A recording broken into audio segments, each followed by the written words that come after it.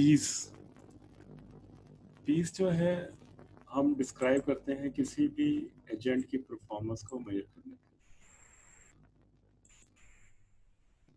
हमने डिस्कस किया था कि किसी भी एजेंट की अगर हमने उसकी रैशनैलिटी मेजर करनी है रिलेटिव टू परफॉर्मेंस मेजर, तो हमारे पास जो एक स्टैंडर्ड एट्रीब्यूट्स हैं वो पीस है, जिसमें हम किसी भी रैशनल एजेंट को डिफाइन कर सकते हैं और इन प्रॉपर्टीज को हम पीस कहते हैं।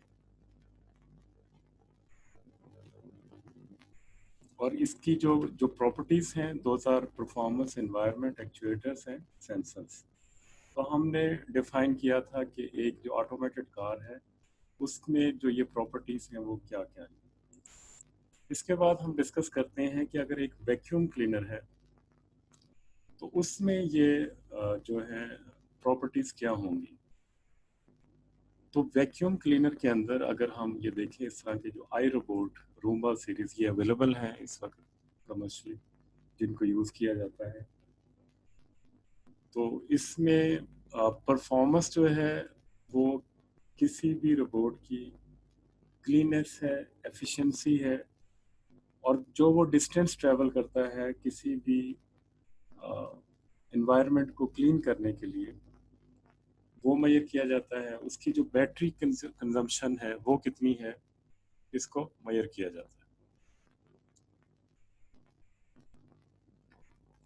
तो इसके अलावा इन्वायरमेंट जो किसी भी वैक्यूम क्लीनर का हो सकता है,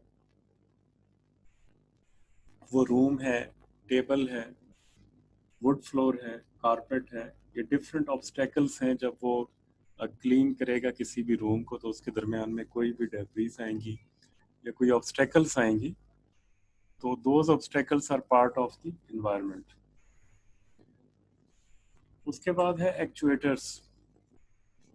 actuators we have defined these actuators for automated taxi car. इसी तरह अगर वैक्यूम क्लीनर है और उसके अगर हमने एक्चुएटर्स डिफाइन करने हैं, तो वैक्यूम क्लीनर के लिए उसके व्हील्स, उसके जो डिफरेंट ब्रशेस हैं जो क्लीन करने के लिए यूज़ होते हैं, या वैक्यूम एक्सट्रैक्टर है, दोज आर द एक्चुएटर्स जिनके ज़रिए वैक्यूम क्लीनर जितने भी एक्शंस हैं वो परफॉर्म करता है। Then we have sensors. Sensors vacuum cleaner में कैमरा हो सकता है जिसके ज़रिए वो विजन, वो इमेज प्रोसेसिंग के ज़रिए देख सकता है कि कहीं पे डर्ट है, और अगर कहीं इमेज में वो ऑब्जेक्ट डिटेक्शन से उसको डर्ट मिलती है तो डर्ट डिटेक्शन सेंसर अलग से हो सकता है। इसके अलावा क्लिफ सेंसर्स हैं, बम्प सेंसर्स हैं, या इंफ्रारेड बॉल सेंसर्स हैं। ये सारे सेंसर्स जो हैं ये परसेप्शन के लिए हैं कि वैक्यूम क्लीनर जो इन्वायरमेंट से क्या परसीव करेगा, और उस परसेप्शन की बेस के ऊपर वो एक्चुएटर्स के थ्रू डिफरेंट एक्शन परफॉर्म करेगा। इसके अलावा ये जो सॉफ्टवेयर एजेंट्स भी होते हैं, लाइक जिनको हम सॉफ्ट बोर्ड्स कहते हैं, और ये डिफरेंट अनलिमिटेड डोमेन्स में अवेलेबल होते हैं। फॉर एग्जांपल, एक आप इमेजिन करें, एक सॉफ्ट बोर्ड है जो वेबसाइट ऑपरेटर है, और उसको डिज़ाइन किया गया है कि वो इंटरनेट न्यूज़ सोर्सेज और इसके अलावा कोई भी इंटरेस्टिंग आइटम है जो यूज़र के इंटरेस्ट के मुताबिक है उनको शो करे, या फिर इसके अलावा वो एडवर्टाइजिंग स्पेस को सेल करे रेवेन्यू जनरेट करने के लिए। तो इसके लिए किसी भी ऑपरेटर को नेचुरल लैंग्वेज प्रोसेसिंग एबिलिटीज़ की ज़रूरत होगी, और उसमें वो रिकग्नाइज करेगा कि हर यूज़र या एडवर्टाइज़र वो किस में इंटरेस्टेड है, और उन्हीं के इंटरेस्ट की बेस के ऊपर, यूज़र के इंटरेस्ट की बेस के ऊपर या एडवर्टाइज़र के इंटरेस्ट की बेस के ऊपर वो प्लान्स को चेंज करेगा।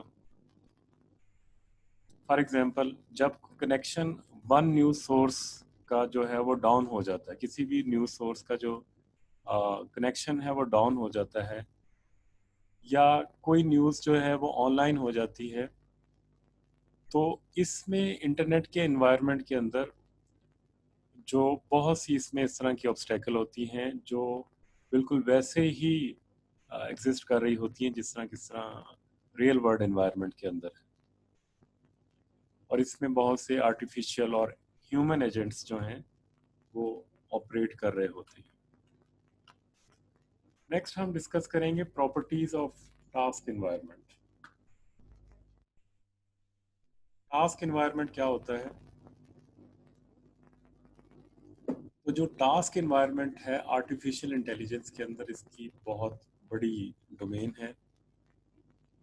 तो इसमें हम कुछ जो टास्क एनवायरनमेंट है उनको डिस्कस करेंगे, और इसमें जो हर टास्क एनवायरनमेंट है उसकी डिफरेंट डायमेंशंस हो सकती हैं, और उन्हीं डायमेंशंस की बेस के ऊपर हम इनको टास्क एनवायरनमेंट्स को कैटेगराइज कर सकते हैं।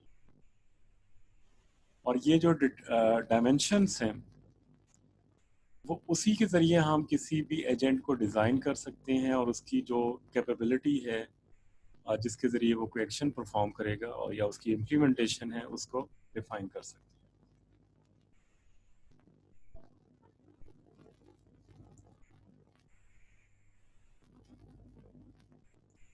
ये एक टेबल है जिसमें डिफरेंट जो टास्क हैं उनको डिस्कस किया गया है। टास्क एनवायरनमेंट में हमारे पास ये एजेंट टाइप है, like we have medical diagnostic system. तो मेडिकल डायग्नोस्टिक सिस्टम के अंदर जो परफॉर्मेंस मेजर क्या हो सकता है, वो किसी भी मेडिकल डायग्नोस्टिक सिस्टम में, डायग्नोसिस सिस्टम के अंदर जो उसकी आउटपुट होनी चाहिए वो हेल्थी पेशेंट होना चाहिए। मतलब जो भी उसने डायग्नोज किया है उसके बाद पेशेंट शुड बी रिकवर्ड और हेल्दी हो और लेस कास्ट में हो। और इसमें जो इन्वायरमेंट है वो पेशेंट है, हॉस्पिटल है या स्टाफ है। इसमें जो एक्चुएटर्स हैं इसमें display of questions, test, diagnosis, treatment and referrals. तो किसी भी पेशेंट की हेल्थ कंडीशन को जानने के लिए जो डिफरेंट टेस्ट परफॉर्म किए जाते हैं या डिफरेंट जो क्वेश्चंस हैं, जो क्वेश्चनेयर्स प्रोवाइड किए जाते हैं उनकी बेस के ऊपर जो है वो डायग्नोस होता है कि किसी भी पेशेंट की क्या सिचुएशन।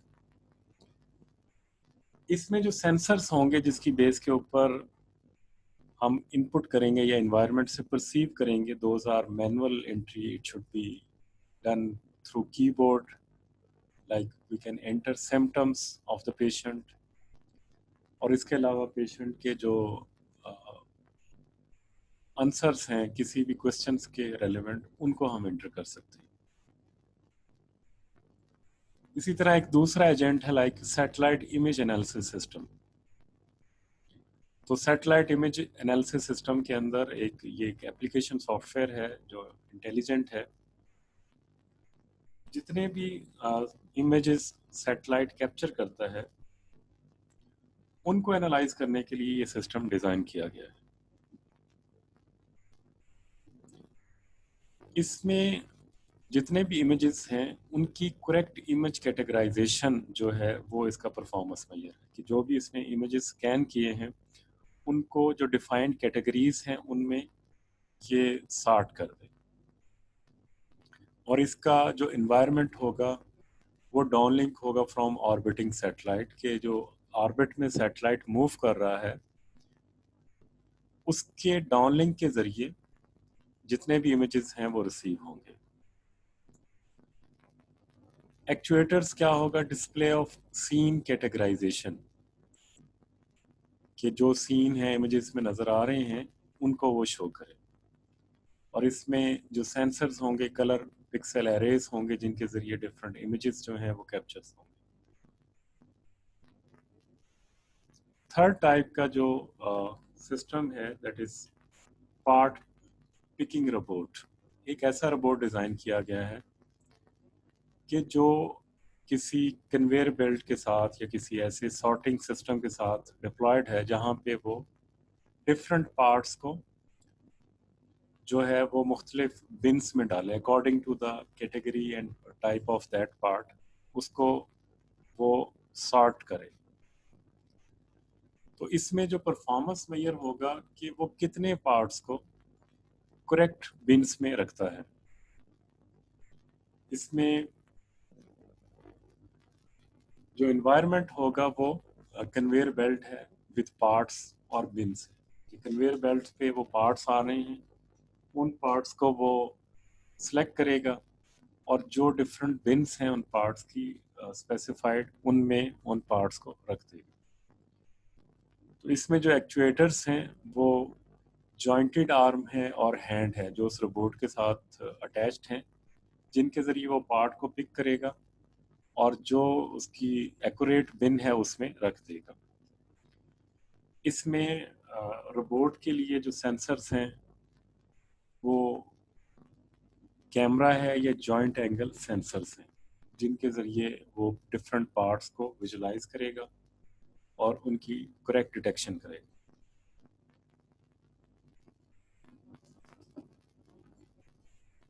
एक और एजेंट टाइप है वो है रिफाइनरी कंट्रोलर। रिफाइनरी कंट्रोलर क्या करता है कि इसका जो परफॉर्मेंस मेजर है वो प्योरिटी और यील्ड सेफ्टी है, कि जो प्योरिटी है उसको वो करे,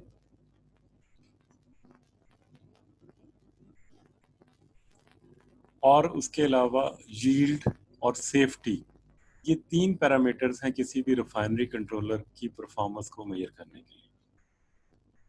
तो इसमें जो इन्वायरमेंट है वो रिफाइनरी इटसेल्फ है और इसमें जो डिफरेंट ऑपरेटर्स काम कर रहे हैं, दिस इज द इन्वायरमेंट। इसमें जो एक्ट्यूएटर्स हैं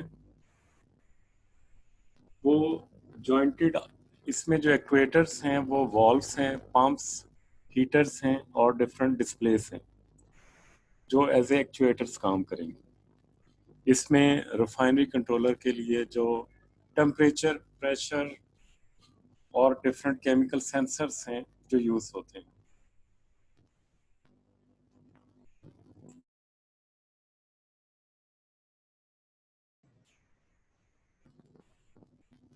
अच्छा, नेक्स्ट जो एजेंट है वो है इंटरएक्टिव इंग्लिश ट्यूटर। तो इंटरएक्टिव इंग्लिश ट्यूटर में हमारे पास जो इसका परफॉर्मेंस मेजर है वो स्टूडेंट स्कोर है। कोई भी टेस्ट हो उसमें जो स्टूडेंट है वो अच्छा स्कोर करे, this is performance measure for an interactive English tutor. इसमें जो इन्वायरमेंट हो सकता है वो सेट ऑफ स्टूडेंट है या टेस्टिंग एजेंसी है जहाँ पे वो स्टूडेंट आके क्लास लेते हैं। इसमें जो एक्चुएटर्स हैं वो डिस्प्ले ऑफ एक्सरसाइजेज हैं कि स्टूडेंट्स को जो डिफरेंट असाइनमेंट्स, एक्सरसाइजेज, सजेशंस या करेक्शंस प्रोवाइड की जाती हैं, तो ये उसमें एज ए एक्चुएटर के तौर पे काम करते हैं। और इसमें जो सेंसर्स हैं वो कीबोर्ड एंट्री है कि स्टूडेंट जो भी असाइनमेंट है उसको सॉल्व करेगा या कोई एक्सरसाइज है उसको परफॉर्म करेगा, तो वो एज ए सेंसरी इनपुट के तौर पे यूज़ होगा।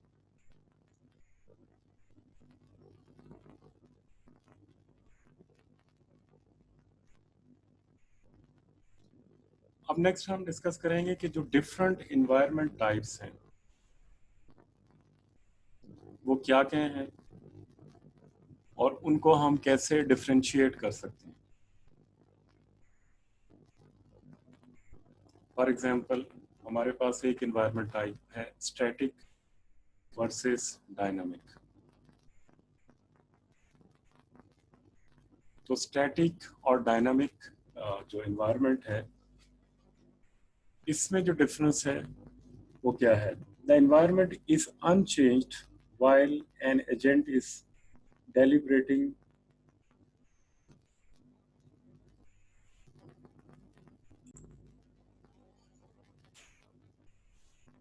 तो डिफरेंट टाइप के इन्वायरमेंट्स हो सकते हैं।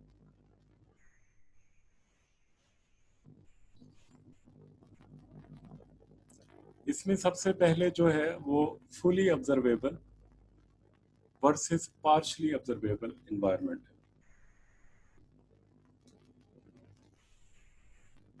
फुली ऑब्जर्वेबल इन्वायरमेंट में जिससे जिस तरह नाम से जाहिर है कि एक ऐसा इन्वायरमेंट जिसमें जितनी भी स्टेट्स हो सकती हैं उस इन्वायरमेंट की वो सारी की सारी परसीव हो सके। तो इस तरह के एनवायरनमेंट को हम फुली ऑब्जर्वेबल एनवायरनमेंट कहते हैं।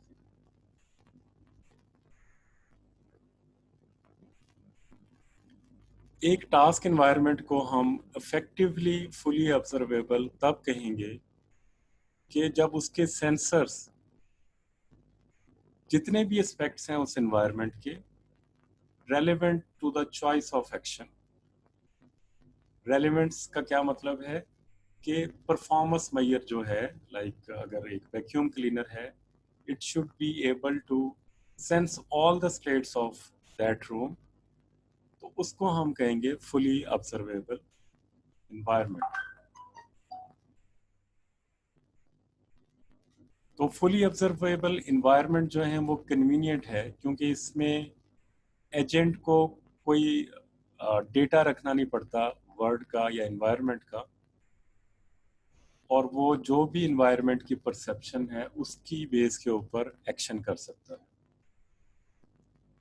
एक इन्वायरमेंट पार्शली ऑब्जर्वेबल हो सकता है क्योंकि सेंसर से और इनपुट के दरमियान में कोई नॉइस है, या कोई सेंसर जो है वो एक्यूरेटली परफॉर्म नहीं कर रहा, या कोई जो पार्ट है उसकी कुछ स्टेट मिसिंग है सेंसर डेटा के लिए। फॉर एग्जांपल, अगर हम एक वैक्यूम एजेंट को देखें जिसमें सिर्फ लोकल डर्ट सेंसर है, तो वो ये नहीं बता सकता कि जो बी स्क्वायर है उसमें डर्ट है या नहीं है। या फिर एक ऑटोमेटेड टैक्सी जो है वो ये नहीं सोच सकता, या उसके पास ये डेटा नहीं होता कि बाकी जो ड्राइवर्स हैं वो क्या सोच रहे हैं। अगर किसी एजेंट के पास कोई भी सेंसर नहीं है तो ऐसे एनवायरनमेंट को अनऑब्जर्वेबल एनवायरनमेंट कहेंगे। नेक्स्ट है single agent versus multi agent system. An agent operating by itself in an environment is a single agent environment. अब इन दोनों में क्या फ़र्क है सिंगल एजेंट एनवायरनमेंट में और मल्टी एजेंट एनवायरनमेंट के अंदर? वो सिंपल है। फॉर एग्जांपल, अगर एक एजेंट जो है वो किसी पासवर्ड क्रॉसवर्ड पजल को सॉल्व कर रहा है बाय इटसेल्फ, तो ये क्लियरली एक सिंगल एजेंट एनवायरनमेंट है। लेकिन अगर कोई एजेंट जो है चेस को प्ले कर रहा है टू एजेंट एनवायरनमेंट के अंदर, तो उसको हम मल्टी एजेंट एनवायरनमेंट कहेंगे। इस तरह के एनवायरनमेंट में कुछ माइनर इश्यूज हैं। First, we have described how an entity may be viewed as an agent, but we have not explained which entities must be viewed as agents. For example, अगर agent A है, the taxi driver for example, वो किसी भी object B को जो कि एक और व्हीकल है उसको एज ए एजेंट कंसिडर करता है, या उसको एज ए ऑब्जेक्ट जो है वो कंसिडर करता है, और अकॉर्डिंगली बिहेव करता है जो भी लॉज ऑफ फिजिक्स हैं, तो उसी के मुताबिक वो उसके ऊपर एक्ट करता है। जो इसमें डिफरेंस है वो ये है कि जो बी है उसका बिहेवियर जो है वो परफॉर्मेंस को कैसे मैक्सिमाइज करेगा, जिसकी वैल्यू या जिसकी परफॉर्मेंस मेजर जो है वो एजेंट ए के बिहेवियर के ऊपर डिपेंड करता है। फॉर एग्जांपल, अगर हम चेस की बात करें तो इसमें जो ओपोनेंट एंटिटी है, जो कि ओपोनेंट एंटिटी बी है, that is trying to maximize its performance major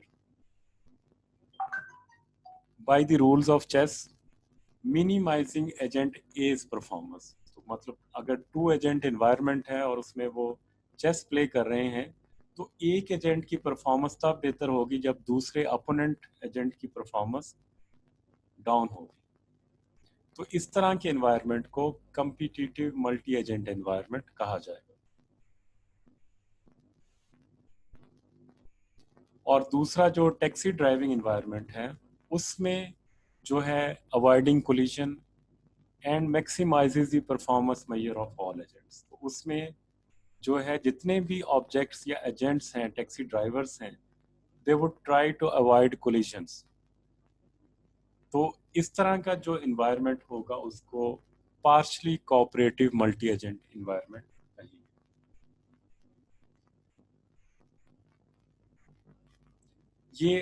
ये इसके अलावा पार्शली कॉम्पिटिटिव इन्वायरमेंट भी है, क्योंकि इसमें अगर पार्किंग की बात हो तो अगर दो उसमें एजेंट कार्स हैं, only one can occupy a parking space. तो इस वजह से जो मल्टी एजेंट इन्वायरमेंट के अंदर डिज़ाइन प्रॉब्लम्स आती हैं और जो कि सिंगल एजेंट इन्वायरमेंट से डिफरेंट होती हैं।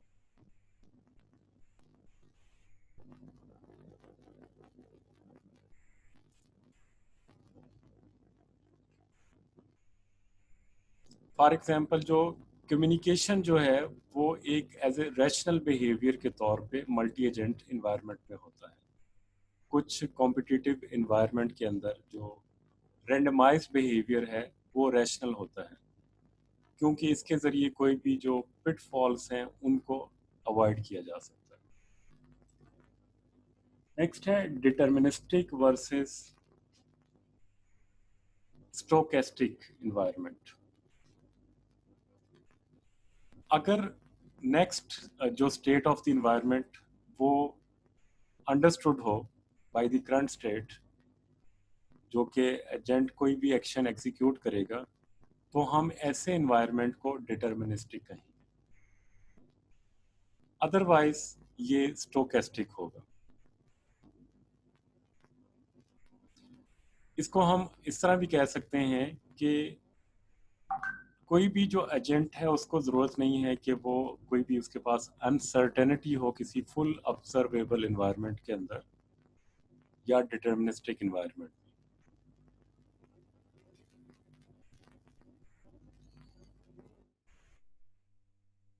नेक्स्ट है अनसर्टन।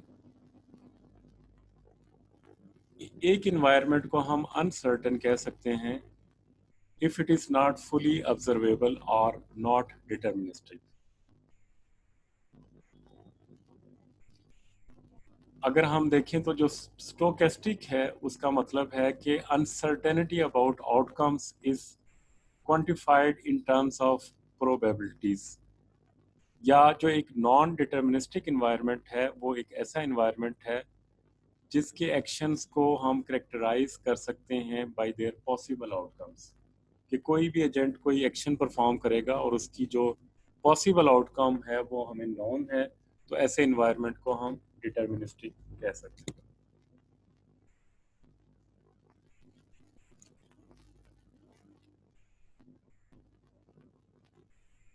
और अगर वो उसका जो एक्शन है उसकी जो पॉसिबल आउटकम है वो नॉन नहीं है तो उसको नॉन डिटर्मिनिस्टिक कहेंगे।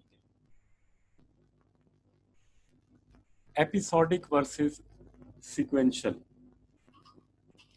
In an episodic task environment, the agent's experience is divided into atomic episodes। Her episode में जो एजेंट है वो परसेप्ट रिसीव करता है और फिर उसके ऊपर कोई सिंगल एक्शन परफॉर्म करता है। जो नेक्स्ट एपिसोड है वो डिपेंड नहीं करती जो एक्शन जो भी प्रीवियस एपिसोड्स में होते हैं, दोज एपिसोड्स आर अटोमिक। एक एपिसोड के एक्शन दूसरी एपिसोड के ऊपर अफेक्ट नहीं कर रहे होते। बहुत सी जो क्लासिफिकेशन टास्क हैं वो एपिसोडिक है। फॉर एग्जांपल एक एजेंट जो है जिसने डिफेक्टिव पार्ट्स को डिटेक्ट करना है किसी भी असेंबली लाइन के ऊपर, और जो उसने जो पार्ट को स्पॉट करना है वो it only depends on the current part. तो उसमें जो पहले उससे उसने पार्ट को सिलेक्ट किया था वो जो बैड पार्ट था या गुड पार्ट था उसका जो नेक्स्ट पार्ट की स्टेट के ऊपर कोई अफेक्ट नहीं है।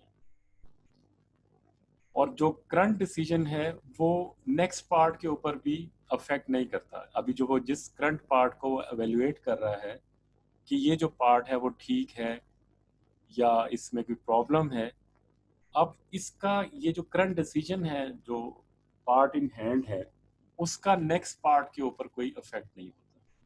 तो ऐसे एनवायरनमेंट को एपिसोडिक कहा जाए। जबकि जो सिक्वेंशियल एनवायरनमेंट होता है उसमें जो करंट डिसीजन है वो जितने भी फ्यूचर डिसीजंस हैं उन पे अफेक्ट कर सकता है। जो चेस और टैक्सी ड्राइविंग है ये सिक्वेंशियल एनवायरनमेंट्स हैं, और उसमें जो शॉर्ट टर्म एक्शंस हैं उनके लॉन्ग टर्म कंसिक्वेंसेस हो सकते हैं। जो एपिसोडिक एनवायरनमेंट्स हैं they are simpler than sequential environment because agent does not need to think ahead. उसने जो भी डिसीजन लेना है उसका एनवायरनमेंट करंट एपिसोड के ऊपर होना है। नेक्स्ट है static versus dynamic. If the environment can change while an agent is deliberating, then we say the environment is dynamic for that agent. तो कोई भी जो एजेंट है जब वो परफॉर्म कर रहा है और उस एजेंट का एनवायरनमेंट चेंज होता है तो उसको हम कह सकते हैं that environment is dynamic. Otherwise if it does not change तो ऐसा एनवायरनमेंट जो है वो स्टैटिक है। जो स्टैटिक एनवायरनमेंट्स हैं they are simpler and easy to deal with because agent need not keep looking at the word while it is deciding on an action।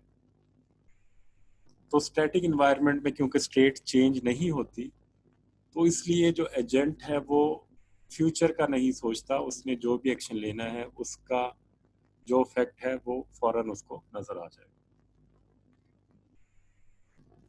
Dynamic environments जो हैं वो उसमें कंटिन्यूसली एजेंट से जो पूछा जाता है कि वो क्या करना चाह रहा है।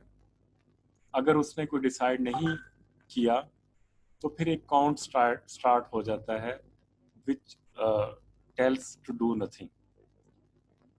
अगर इन्वायरमेंट खुद ब खुद चेंज नहीं होता with the passage of time या एजेंट्स की परफॉर्मेंस स्कोर के ऊपर, तो फिर उसका एजेंट की जो परफॉर्मेंस स्कोर है उसके ऊपर ये चेंज होता है। तो ऐसे इन्वायरमेंट को हम कहेंगे सेमी डायनामिक। जो टैक्सी ड्राइविंग है वो एक डायनामिक इन्वायरमेंट है। अब इसमें जो बाकी कार्स हैं या टैक्सी इटसेल्फ है वो मूव करती रहती है, जबकि जो ड्राइविंग एल्गोरिदम जो है वो उसमें कैलकुलेट कर रहा होता है कि नेक्स्ट क्या करना है। चेस को जब क्लॉक के साथ प्ले किया जाता है तो ये सेमी डायनामिक है, जो जबकि जो क्रॉस वर्ड पजल्स हैं वो स्टैटिक है। नेक्स्ट है discrete versus continuous. The discrete versus continuous distinction applies to the state of the environment, the way time is handled, and the percepts and action of the agents. For example, the chess environment has a finite number of distinct states। कि जो chess के अंदर जो है वो limited जो है वो स्टेट्स हैं अगर हम क्लॉक को अवॉइड करें, और इसमें जो है डिस्क्रीट सेट ऑफ परसेप्ट्स और एक्शंस हैं कि जो भी उसमें आप चाल चलेंगे उससे जो नेक्स्ट है वो नोन है। जबकि टैक्सी ड्राइविंग है वो कंटिन्यूस स्टेट है और उसमें जो कंटिन्यूस टाइम प्रॉब्लम है। इसमें जो स्पीड है या लोकेशन है टैक्सी की, और इसके अलावा जो बाकी व्हीकल्स हैं उसमें डिफरेंट वैल्यूज कंटिन्यूसली अपडेट हो रही होती है। टैक्सी ड्राइविंग एक्शन जो हैं वो कंटिन्यूस होते हैं, like steering movement, angles, wheels movement, और इसकी जो इनपुट है वो डिजिटल कैमरा से आती है जो कि डिस्क्रीट है। अगर हम इसको स्ट्रिक्टली बताएं तो इसको एज ए कंटिन्यूसली वेरिइंग इंटेंसिटीज हैं और लोकेशंस।